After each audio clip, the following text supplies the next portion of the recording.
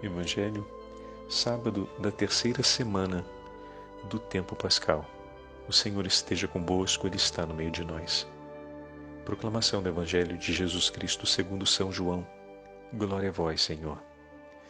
Naquele tempo, muitos dos discípulos de Jesus que o escutaram disseram: esta palavra é dura, quem consegue escutá-la? Sabendo que seus discípulos estavam murmurando por causa disso, Jesus perguntou: isto vos escandaliza? E quando virdes o Filho do Homem subindo para onde estava antes? O Espírito é que dá vida, a carne não adianta nada. As palavras que vos falei são Espírito e vida. Mas entre vós há alguns que não creem. Jesus sabia desde o início quem eram os que não tinham fé e quem havia de entregá-lo. E acrescentou: é por isso que vos disse, ninguém pode vir a mim, a não ser que lhe seja concedido pelo Pai. A partir daquele momento, muitos discípulos voltaram atrás e não andavam mais com ele. Então Jesus disse aos 12: vós também vos quereis ir embora? Simão Pedro respondeu: a quem iremos, Senhor? Tu tens palavras de vida eterna, nós cremos firmemente e reconhecemos que Tu és o Santo de Deus. Palavra da salvação, glória a vós, Senhor. Sábado da terceira semana do tempo pascal, em nome do Pai, do Filho e do Espírito Santo. Amém. Queridos irmãos e irmãs, durante essa semana caminhamos com o 6º capítulo do Evangelho de São João e hoje ouvimos a última parte desse capítulo e a Santa Liturgia encerrou a nossa narrativa, a nossa participação, melhor dizendo, na narrativa desse capítulo com a profissão de fé do apóstolo São Pedro. Senhor, a quem iremos nós? Só Tu tens palavras de vida eterna e nós cremos e reconhecemos que Tu és o Santo de Deus. Antes de darmos prosseguimento a essa nossa meditação, o Padre queria aproveitar para agradecer as preocupações que apareceram. Ontem a voz esquisita do Padre, respirando ofegante, não é porque o Padre está doente, mas porque, como eu estava em viagem, precisei fazer a gravação durante o trânsito da viagem, em um ambiente que estava muito barulhento. E estando de máscara, eu ajeitei o microfone dentro da máscara. E a máscara era tão eficiente, e o microfone também, que ele acabou pegando todas as respirações que eu fazia dentro da máscara, entre uma palavra e outra. Todas as tomadas de ar que eu fazia para respirar, o microfone capturava. Então pareceu que o padre estava ofegante durante a gravação. Será que o padre está com algum problema? Será que ele adoeceu com coronavírus novamente? Não. Graças a Deus está tudo bem. Foi a super eficiência da máscara ajudando a evitar o som externo e capturando cada respiração do padre durante a gravação. Então por isso ficou um pouco diferente. Hoje já tenho a oportunidade de gravar sem a máscara e vocês podem perceber que não estou ofegante, graças a Deus, né? O Senhor tem nos livrado de males maiores durante esse tempo e precisamos continuar rezando ao Senhor continuamente pelo fim da pandemia e pelos nossos irmãos e irmãs que se encontram em dificuldade. Como foi significativo ao longo dessa terceira semana meditarmos sobre Jesus, o pão da vida. Como o 6º capítulo do Evangelho de São João tem restituído em nós, ou melhor, tem reestruturado em nós, tem reacendido no nosso coração o amor pela Santa Eucaristia e a entrega de amor ao nome do Senhor. Veja, o Evangelho de hoje nos fala sobre, novamente, ele retoma outra vez, um tema que meditamos há alguns dias atrás, quando Jesus começa a ser mais explícito ao anúncio do pão da vida. Aquilo que o Senhor está comunicando aos seus discípulos supera a compreensão de cada um deles. E hoje nós vimos o efeito logo na abertura do versículo 60. Muitos de seus discípulos, ouvindo isso, disseram: essas palavras são duras demais. E decidiram não mais seguir Jesus. Muitas vezes a vontade de Deus para a nossa vida, A palavra de Deus supera a nossa compreensão. E o que nós fazemos? Pela vontade de Deus superar a nossa possibilidade imediata de compreender as coisas, pelo pedido de Deus parecer ir além daquilo que nós podemos entender, nós dizemos basta, que até aqui estamos? Ou continuamos confiando no Senhor e dizemos a Ele: a quem iremos nós, Senhor? Tuas palavras são palavras de vida eterna. Em que outras palavras eu posso confiar a minha vida, senão nas suas palavras? Que outra palavra me pode levar num caminho da verdade e da justiça? Que outra palavra pode me restituir a alegria dessa vida que não seja sua?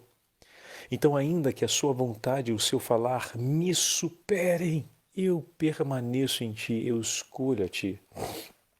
Recordemos ontem os Atos dos Apóstolos, Paulo no caminho de Damasco. O padre já comentou isso em outras meditações. É alcançado por uma teofania. Pergunta o nome de Deus, como todo o bom filho de Israel. Pergunta o nome de Deus: quem és tu, Senhor? Porque sabe que o Senhor se apresenta: eu sou o Deus de Abraão, de Isaque, de Jacó. Ele está diante de uma teofania e pergunta: quem és tu, Senhor? E ele se apresenta: eu sou Jesus. E vocês repararam a mudança do apóstolo. E ao mesmo tempo as palavras de nosso Senhor a Ananias: eu escolhi a esse homem para ser o meu instrumento, para anunciar o meu nome às nações. Como Deus é decidido na sua escolha por aquele que era um seu perseguidor. E a sua escolha de amor não poderia ter um efeito diferente, senão levá-lo à plenitude do amor que Cristo sente por ele.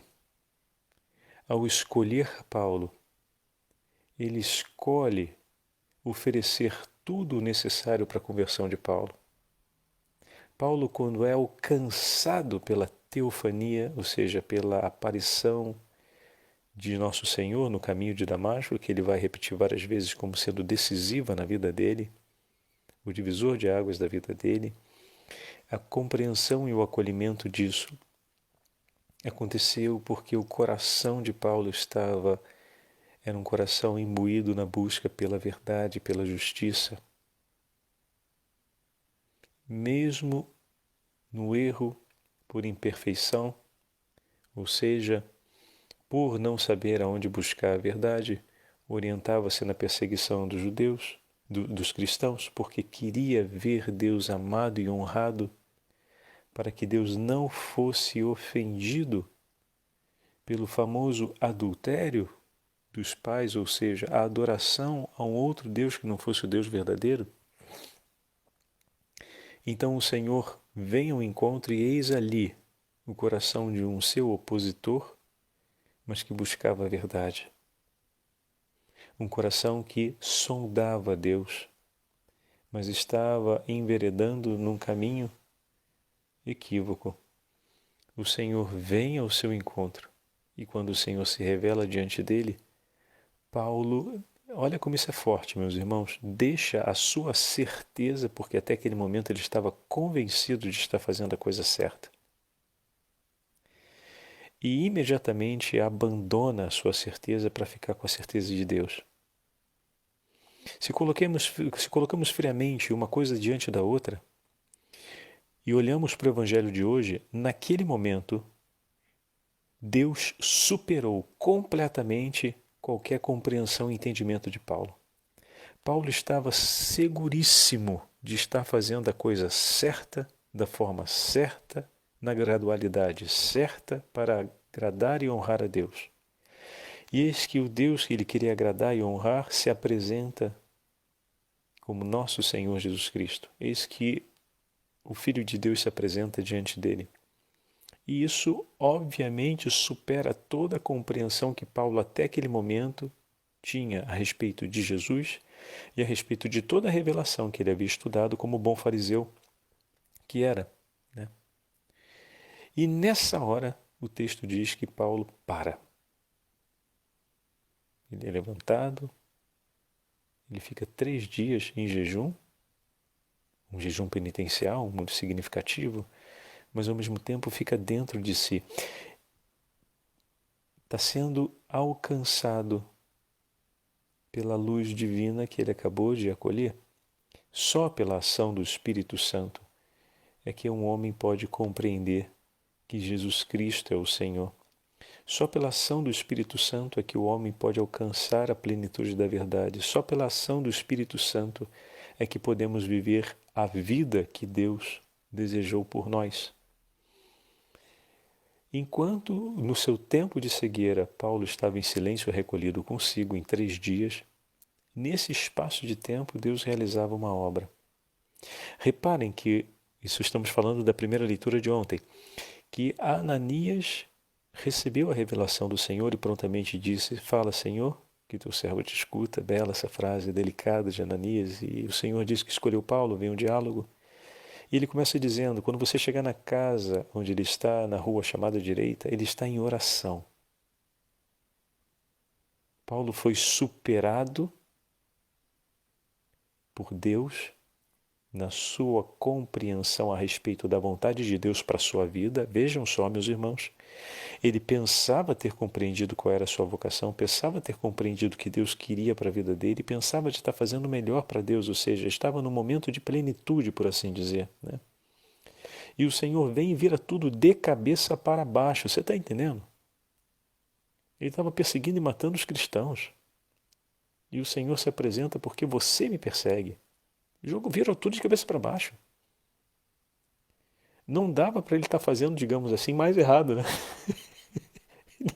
E, em nome de Deus, perseguindo o próprio Deus. Espera aí, o que está acontecendo? Né? Do ponto de vista humano, mais errado do que isso não dava, né? Mais tiro na água do que isso não dava.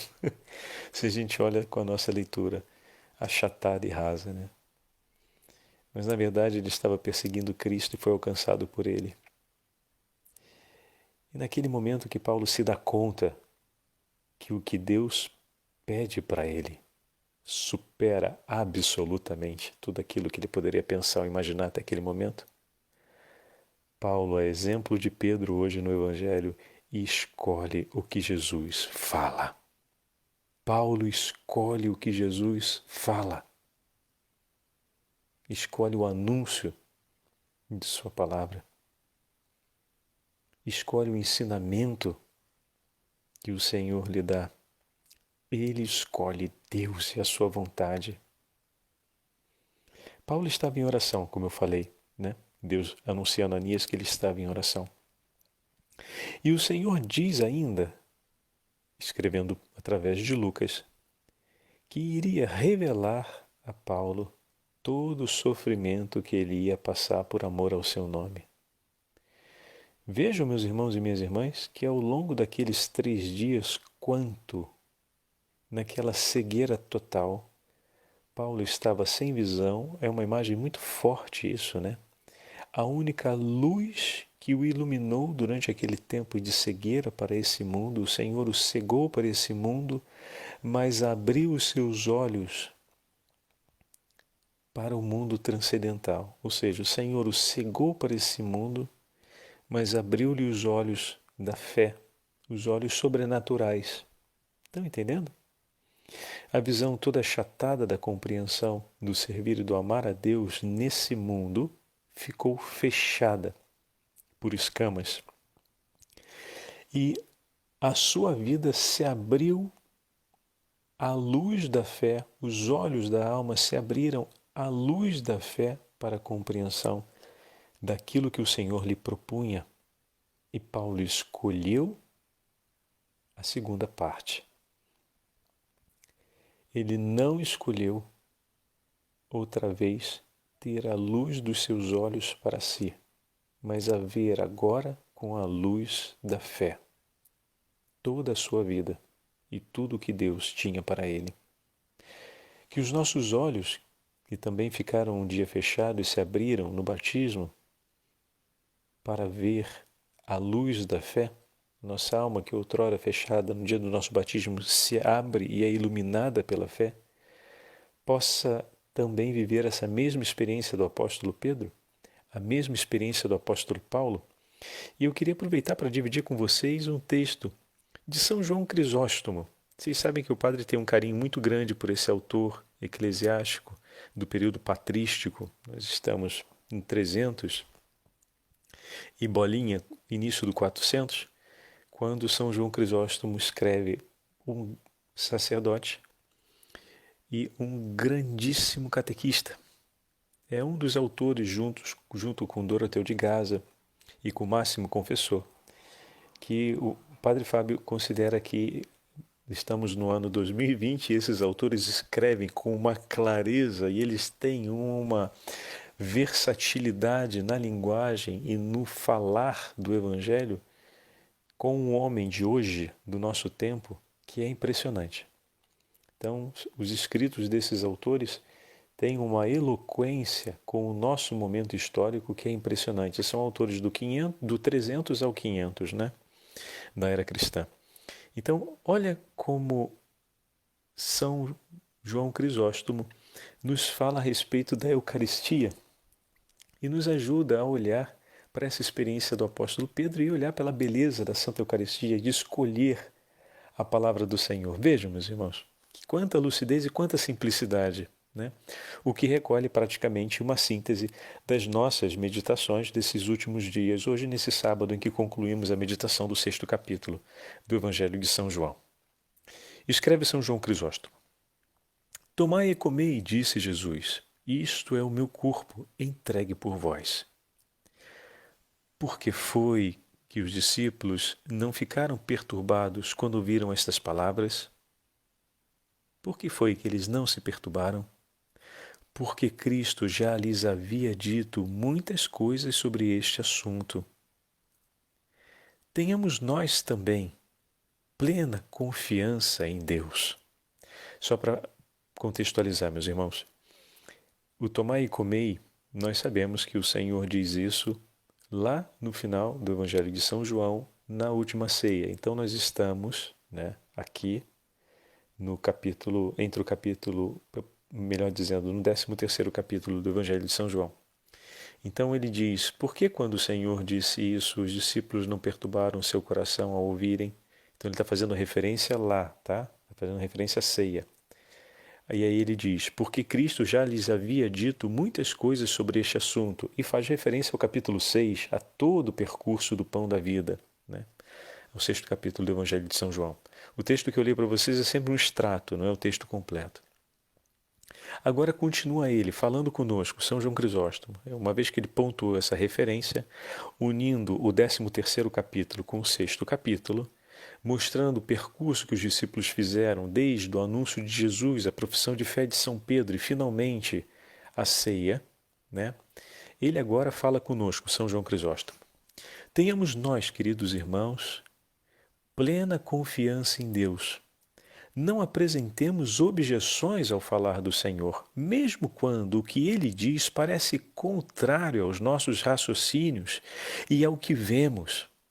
Que a sua palavra seja senhora da nossa razão e também da nossa vista. Olha que bonito.